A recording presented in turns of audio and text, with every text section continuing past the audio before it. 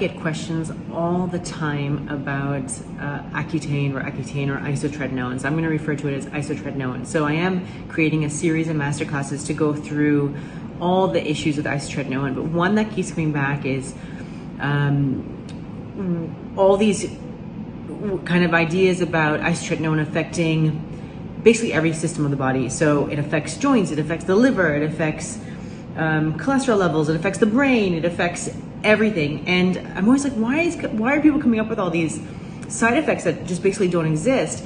And I think one of the culprits is that we know that every cell in the body has retinoic acid receptors. So these retinoic acid receptors are on basically every cell, and they do a number of different things in different parts of the body, okay?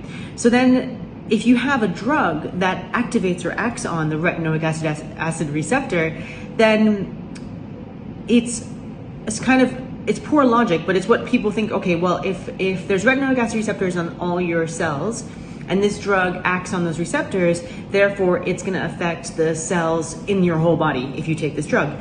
Now, that is jumping from A to Z without thinking about anything in the middle.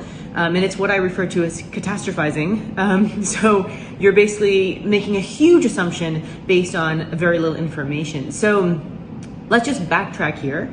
That yes, indeed, there are retinoic acid receptors on all your cells, but isotretinoin is very specific for retinoic acid receptors on specific cells for specific reasons. Okay, so it's not like a hammer that affects every cell. So it's not a blunt tool. So basically isotretinoin isn't a hammer that basically indiscriminately hammers down every single cell. I want you to think of isotretinoin as a screwdriver with a very specific point to it. So it only acts on specific screws. So there's lots of retinoic acid receptor types, and obviously lots of different cell types. So there's sebaceous cells, there's skin cells, there's liver cells, and they're all different. So isotretinoin isn't a hammer, it's not a blunt instrument, it doesn't act on all the cells. It's a screwdriver with a very specific head to it, which only activates or acts on certain screws.